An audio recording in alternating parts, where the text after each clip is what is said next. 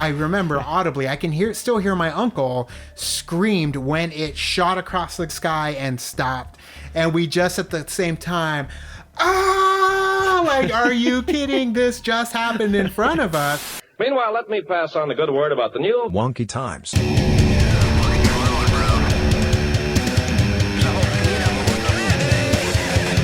Richard Fuller. Wonky Times. They'll say it's incredible. Wonky Times. Well, Wonky Times.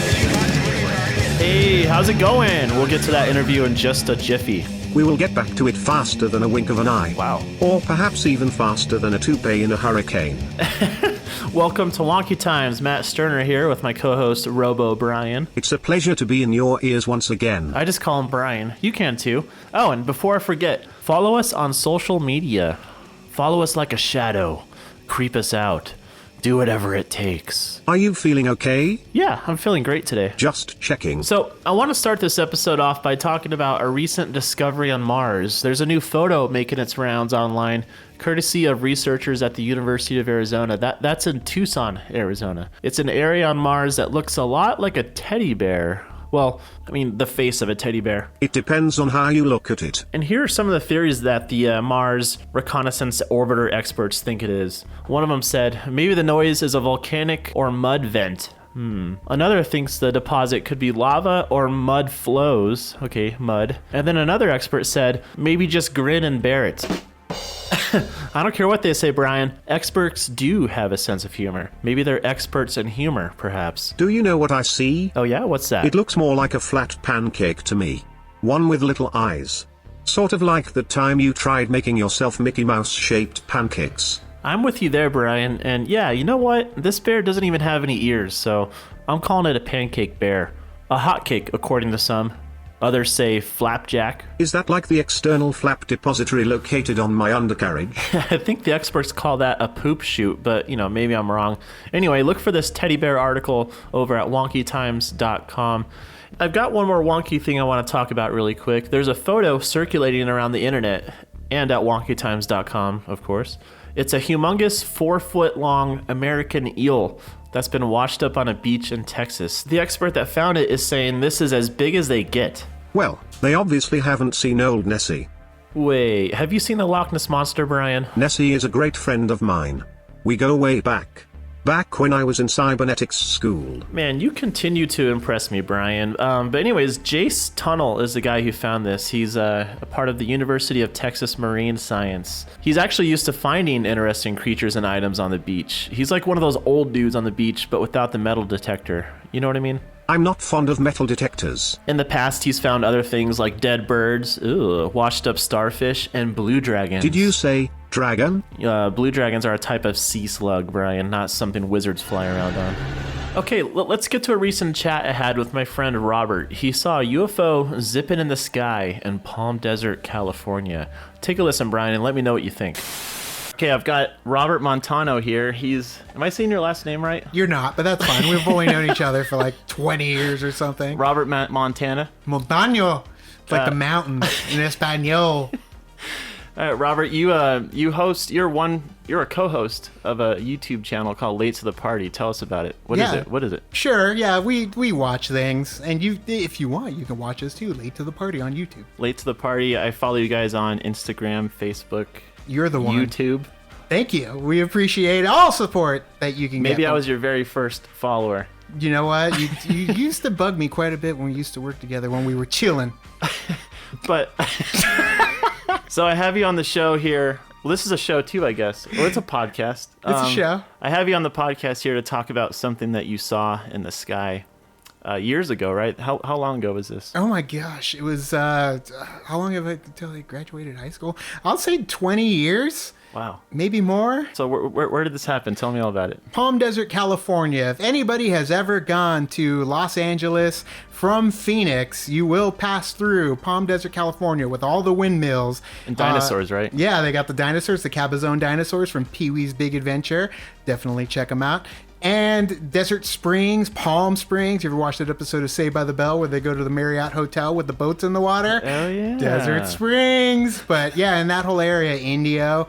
But yeah, it's this little nook of California that is really hot. But I went out there quite a bit because I had family living out there, and man, this was quite an adventure. One of the most memorable nights of my life when I was there. I think you did tell me about this a long time ago, but maybe 20 years ago. I'm always happy to tell the story and retell the story. So what happened? You heard something on the radio, right? Sure. Yeah. We were driving back from my grandfather's house, and he lives out kind of a ways from Indio and Palm Desert because they do a lot of agriculture out in that area, specifically dates. The dates are quite popular. Yeah, it's definitely chock full of dates. And we were leaving this farm area where it's just kind of open pastures. And we heard on the radio somebody had called in and the DJ was talking to them. And they said that outside their window, they were looking up and they could see a UFO lowering slowly. It hasn't gone anywhere. It's just been lowering in altitude above the area where they were. And the DJ had fun with it and joked about it and said something about little green men coming out. When you see them come out, make sure you run away really fast. So, was this a regular radio station, like a rock? Yeah, what it was just a local, more, I guess, if I was with my uncle and he was very much into 90s hip hop, so I guess it was more so a hip hop station. So then what happened? You guys heard it on the radio. Were you feeling kind of nervous? Or were you like, okay, this is dumb? Excitement. It was that excitement. And when you hear that there's something there, we immediately started looking out the window as we were driving, and we were looking up. And when you looked up towards the mountains, you could see there was very clearly a light in the sky that was fluctuating in colors. Sometimes when the gas passes through it, you could kind of see colors change, but this was a little different. This looked like the colors of the actual lights were changing and it wasn't moving. And then you said it stopped, but how long was it like? We pulled over, and I would say what felt like 10 minutes, but it could have ended up being 2 to 5 minutes. I don't remember how long it was, but we pulled over and we're in this dark field and we're just looking up and we see it slowly, it's just lowering, and then it stops, and then all of a sudden there was a streak from it across the sky horizontally, not like a falling star. It did not lower to the ground. It just went straight to the right across towards the city and stopped in place. So did you imagine whoever's like piloting this UFO, UAP, whatever people want to call them nowadays, did you imagine them up there like sizing you guys up, like seeing if you guys were probe worthy or anything like that? Probably not in Palm Desert. How old were you? Oh man, I was probably 18, 19 at the time, but very probe worthy, I guess, but legal. And they, I when they stopped over the city, we figured more people would catch a glimpse of it while we were there, but yeah, it ended up only being like a small few. We didn't hear anything about it afterwards on the air, and then eventually it shot straight upwards and it was gone. Wow, completely gone. There were no like news reports the next day or like anything about it. And we looked. Trust me, we were so full of excitement that we ended up driving home, and we were ecstatic, like when you get like a excitement high where you're just buzzing with excitement. Yeah. That is what happened to both my uncle and I. We screamed. I remember audibly. I can still hear my uncle screamed when it shot across the sky and stopped, and we just at the same time, like, are you kidding? This just happened in front of us. And as soon as we got home, there was a little group that formed outside of our neighbors that were hanging outside because it was a nice grassy area out front. People hung out, and when we came, there was this whole group of people around us kind of listening to the story. Wow. What were your thoughts about UFOs before that and like now? Like, do you think what do you think these things are? I'll set it up for a future story, but yeah, my family actually has real big history in Douglas, Arizona, where a very big event ended up happening where the entire town ended up being involved in this. I personally wasn't there because it was before I was born, but yeah, that's definitely something a tale that has been passed down in my family from them to us. So I already was very open to the idea of extraterrestrial life. And one of the movies that scared me the most as a child was Fire in the Sky. So that was in Snowflake, Arizona. Travis Walton. Absolutely. I know. You know, I it met well. him. I met Travis I do know Walton. that, and I'm very jealous. I saw him, and he was telling me that ever since he was abducted, he's never had a cold, flu, or any type of illness. Get vaxxed, people. And he's had 2 kids since then, and They're aliens? Both of his kids. Both of his kids have never been sick, had a cold, flu, or anything like that. How are they with spicy food, though? Did that help indigestion? Like, can he, hit up a Taco Bell or Molinitos and be okay afterwards? We should find him and ask them. Because if they can fix that, we're gravy. Take us now, if that's the... I'm more than willing. There's probably not a lot of like UFO, UAP activity in Palm Desert. I mean, maybe there is. We don't live there, but Sure. Is there anywhere like in the world that you'd like to go? Oh, wow. Yeah. That has a lot of activity. Recently, I've just kind of been obsessed with Skinwalker Ranch. So, yeah, definitely. I saw that show on History Channel. Sure, yeah, that helped too. But just trying to, see some of the other crazy things that have gone there from many other people. That's the thing, is it's about shared experiences when it comes to something like this. And yeah, if you can centralize it to a location like Skinwalker Ranch, that's a place I would go to definitely maybe experience something or just see something you just can't explain.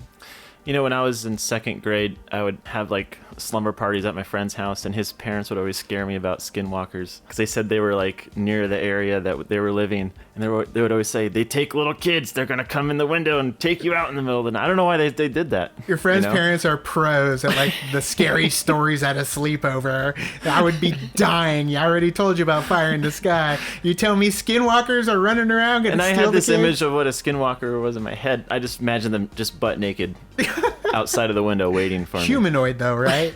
Not gray? No, just like a person, just this naked person out. I don't know. I like how you said you have sleepovers at your friend's house. Like you didn't even set up your own location to have the sleepover. You pushed it onto a buddy. Yeah. Skinwalker friend buddy. Okay, I have one more question before I let you go, Robert. What is the worst alien movie you've ever seen, or UFO related? Oh wow! You said you liked Fire in the Sky, but what's the worst? Absolutely, the worst is. Don't say Paul. I love Paul. Tell him you failed. Yeah, it's one of my favorite alien movies, actually, Paul. It's great. The worst one, actually, I just watched at Mondo Monday at the Loft in Tucson, Arizona. Watching old, terrible movies in a shared experience with an audience. And it's called Without Warning. And it stars Jack Palance. And it was not. Yeah, that would probably definitely be the one that takes the cake for the worst alien movie that I've ever seen. Without Warning. And I believe the original title was like They Came Without Warning, but they shorten it up. Martin Landau's in it too. Wow. Oh, yeah, it's not great. Well, maybe I'll check it out just to, You probably shouldn't. Well, anyways, everyone should follow Robert and Vanessa, his co-host, on Late to the Party. It's on YouTube. They react to Everything. movie trailers. They react to each other. It's true. Yeah. The best thing that I ever could react to is Vanessa laughing. It's one of my favorite parts about It's contagious, though. When I watch it, I start laughing. And your thumbnails are my favorite. I'm going to collect all of them and make like a quilt out of it. Like take you screenshots. said toenails for a second. I was like, wait, what? A toenail quilt. That's something that would be on Wonky No, just Times. your thumbnail, not all of your toes. Just the thumbs. I'm all thumbs today. Hey, that was a pretty fun interview, right? Also, a lot of questions have been left unanswered, and it's been, 20 plus years since that happened to Robert? Indeed. He sounds like a very swell guy. He is a very cool human. I really like the way Hey, you guys should just hang out or something. As a matter of fact, I'm having him on the show again in the next few weeks. We dive into a spooky story about a ghost. I would actually love to meet Robert. Sign me up. Perhaps you and Robert can sit down and talk about, I have no idea. What would you guys talk about? Well, all sorts of things. For one, proportional plus integral control and how it affects my movements. Just kidding, Brian. All right. But anyways, that's the end of our episode, everyone. Here's a quick reminder that we do have a Wonky Times store. It's full of shirts, fanny packs, hats, all kinds of stuff. Plus, if you have seen anything wonky and strange like Robert's story, please email us because there is a chance you can be on our show. That email address is getwonky@wonkytimes.com. Also, don't forget to subscribe to this podcast. That way you know when we have new episodes. Well, that's it. Thanks for getting wonky with us, everybody. It's time for Matt and Robo Brian to get the heck out of here.